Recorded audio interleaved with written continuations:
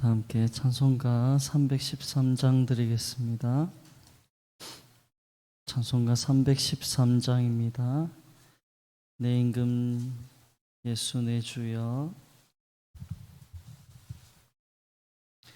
313장 함께 드리겠습니다. 내 임금 예수 내 주여, 이 죄인이 주님 앞에 또한 없는 은혜 받고서 내 생명 모두 드리오니 그 풍성하시는 총을 주 내게 내려주소서. 내 임금 예수 내 주여, 내 허물은 덮으시고 주 십자가에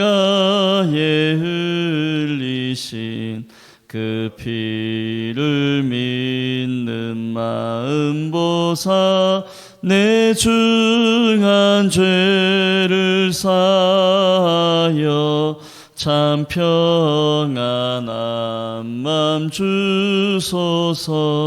내 임금 예수 내 주여, 주 은혜에 감격하여 한없는 감사 찬송을 내 주님 앞에 드리오며 내 마음과 정성 다하여 늘 기뻐하며 살리라. 내 임금 예수 내 주여, 이 마음과 이 천한 몸 그 보배 피로 값주고 주 친히 사신 것이오니 나 이제 사나 죽으나 주 뜻만 따라 살리라. 아멘. 사도신경 신앙 고백드립니다. 나는 전능하신 아버지 하나님 천지의 창조주를 믿습니다. 나는 그의 유일하신 아들 우리 주 예수 그리스도를 믿습니다. 그는 성령으로 잉태되어 동정녀 마리아에게서 나시고 본디오 빌라도에게 고난을 받아 십자가에 못 박혀 죽으시고 장사된 지 사흘 만에 죽은 자 가운데서 다시 살아나셨으며 하늘에 오르시어 전능하신 아버지 하나님 우편에 앉아 계시다가 거기로부터 살아있는 자와 죽은 자를 심판하러 오십니다. 나는 성령을 믿으며 거룩한 공교회와 성도의 교제와 죄를 용서받는 것과 몸의 부활과 영생을 믿습니다. 아멘. 하나님 말씀 요한계시록 16장 1절에서 11절까지 말씀입니다.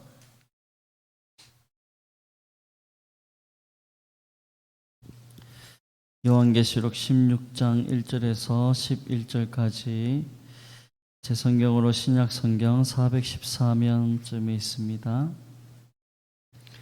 요한계시록 16장 1절에서 11절 한 절씩 교독하겠습니다. 제가 먼저 1절 봉독하겠습니다. 또 내가 들으니 성전에서 큰 음성이 나서 일곱 천사에게 말하되 너희는 가서 하나님의 진노의 일곱 대접을 땅에 쏟으라 하더라. 첫째 천사가 가서 그 대접을 땅에 쏟음에 짐승의 표를 받은 사람들과 그 우상에게 경배하는 자들에게 악하고 독한 종기가 나더라.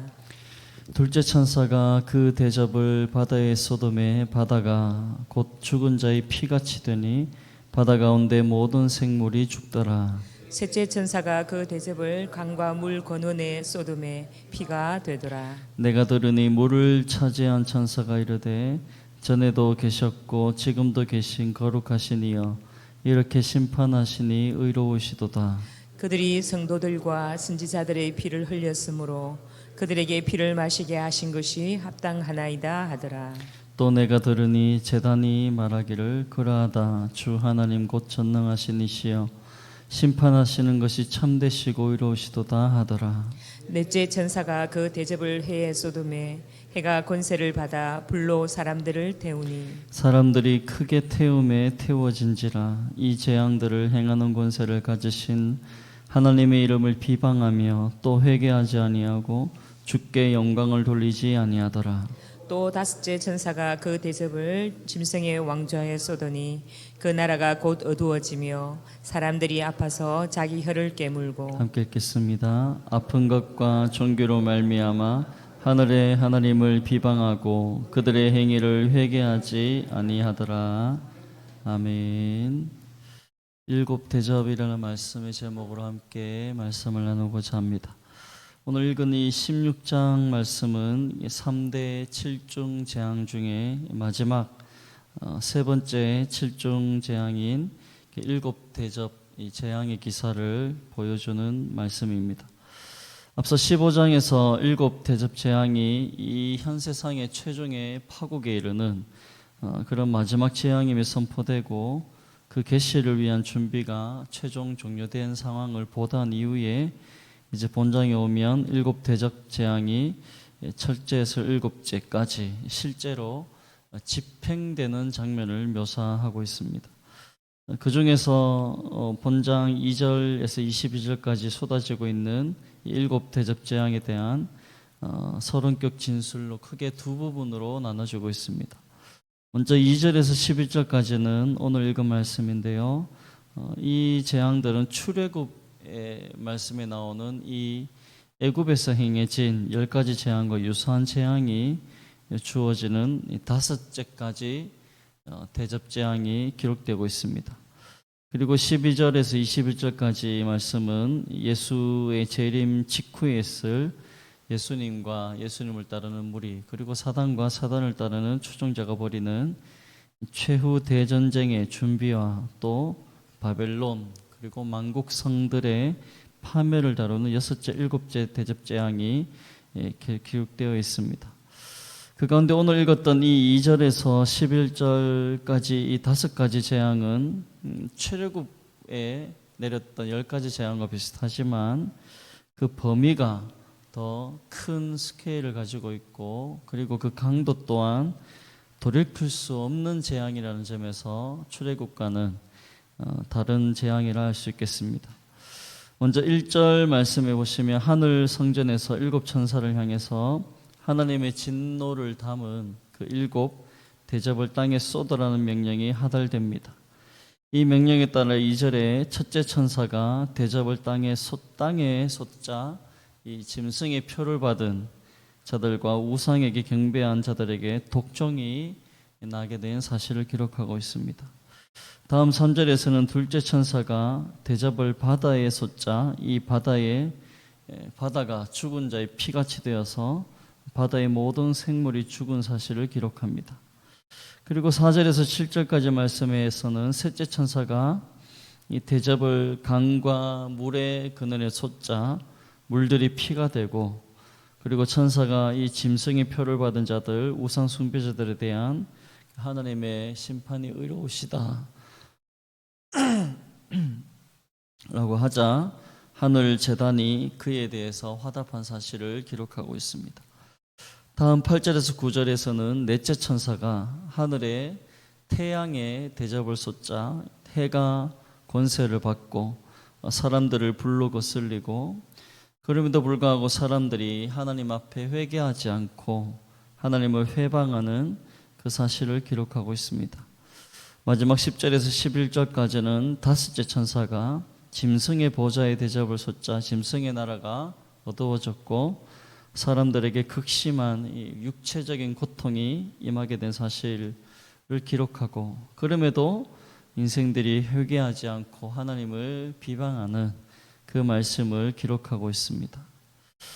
이런 오늘의 말씀을 보면서 하나님의 이 대재앙 앞에서도 사람들은 자신들이 그런 육신적인 고통을 당하고 있음에도 불구하고 하나님을 향하여 회개하거나 돌이키지 않고 도리어 하나님을 모독하고 비방하는 그런 모습들을 바라보면서 우리의 입장에서는 참 의문스러운 것이 사실입니다.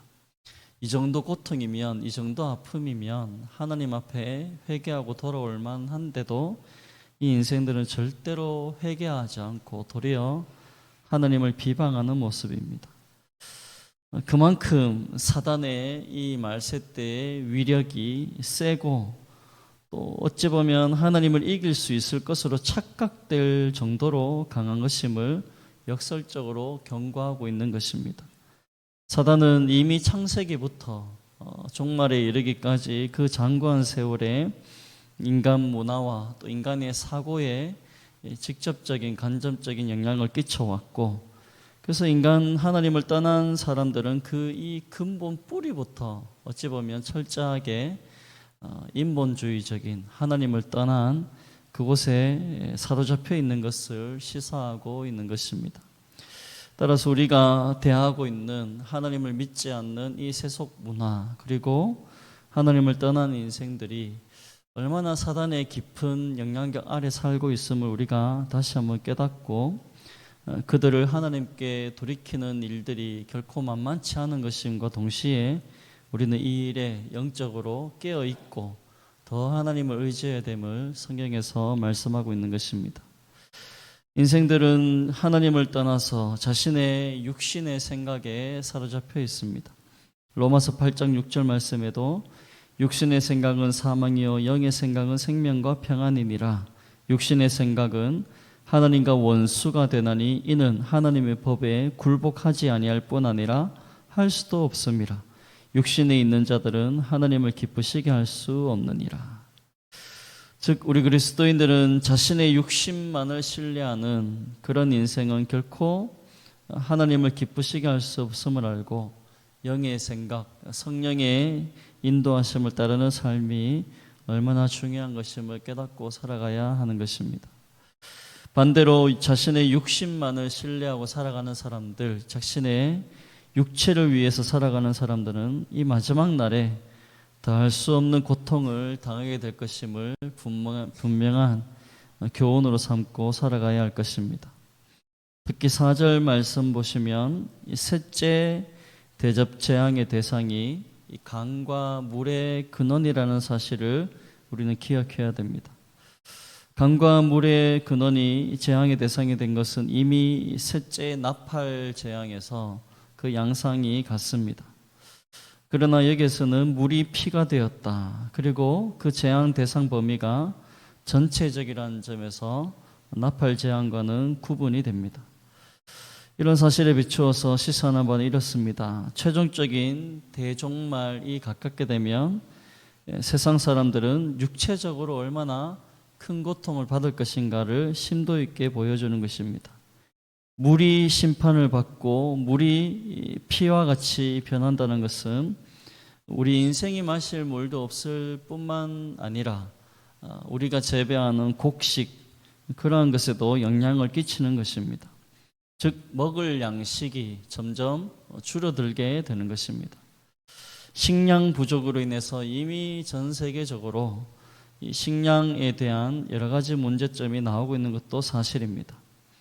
성경은 그래서 인생의 행복한 상태 가운데 배고픔이 없는 것을 말씀하고 있는 것도 사실입니다. 즉 이 셋째 대접 재앙으로 물의 근원이 심판을 받고 그로 인해서 굶주리게 된다. 이런 사실들은 육신에 속한 자들에게는 더할 수 없는 고통이 오는 것입니다. 육체적인 삶을 살고 육체를 신뢰하는 자들의 이런 육신의 양식을 잃어버리는 상황은 더할 수 없는 고통인 것이죠. 그리고 그들이 이런 자신의 양식이 없는 상황 속에서 양식을 구하기 위해 살아가는 인생은 결국 성경에서는 썩을 양식밖에 없다라고 말한 것을 우리는 기억해야 됩니다. 그리고 인간이 가진 양식으로는 절대 영생도 얻을 수 없는 것입니다. 따라서 우리 그리스도인들은 육체적인 양식보다 영적인 양식을 우위에 두고 살아가야 하는 것입니다. 이미 예수님께서도 공생애를 시작하시기 전에 40일 금식 기도를 하신 후에 사탄이 와서 그 먹는 음식으로 예수님을 시험했을 때 예수님이 대답하신 말씀이 이랬습니다. 마태복음 4장 3절에 시험하는 자가 예수께 나와서 이르되 네가 만일 하나님의 아들이거든 명하여 이 돌들로 떡덩이가 되게 하라. 예수께서 대답하여 이르시되 기록되었으되 사람이 떡으로만 살 것이 아니요 하나님의 입으로부터 나오는 모든 말씀으로 살 것이라 하였느니라.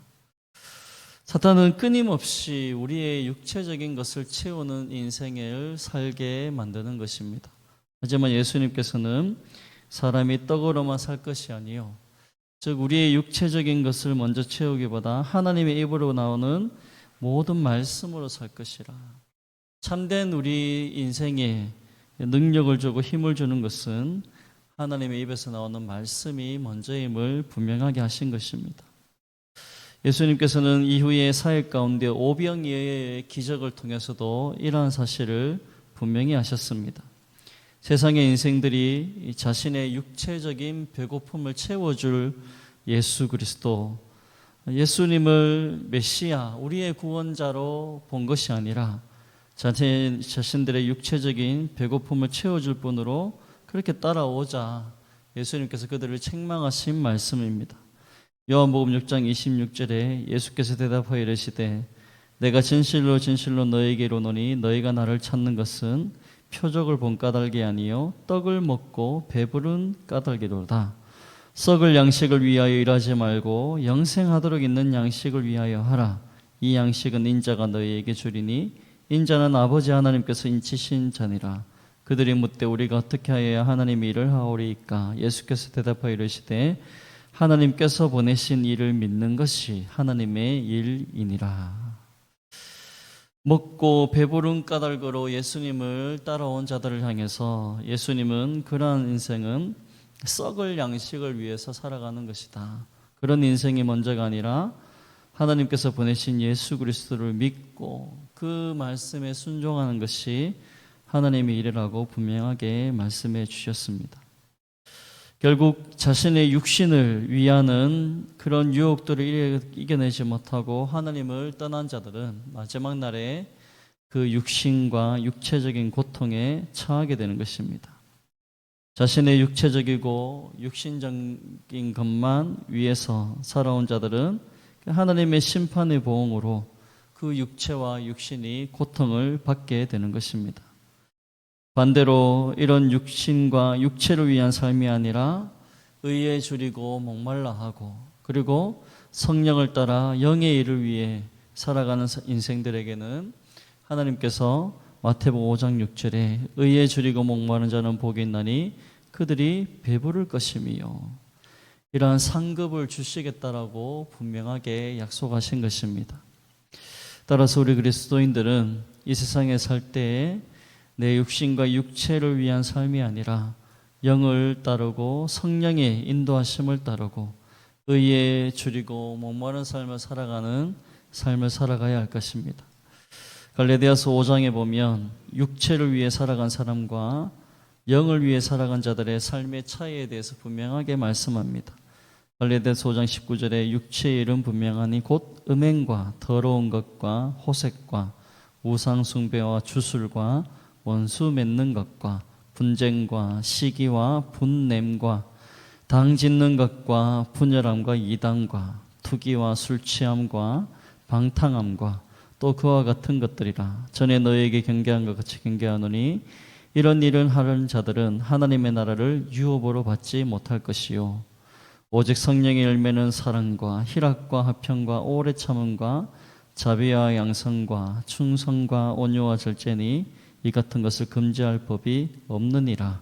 그리스도 예수의 사람들은 육체와 함께 그 정욕과 탐심을 십자가에 못 박았느니라. 만일 우리가 성령으로 살면 또한 성령으로 행할지니라.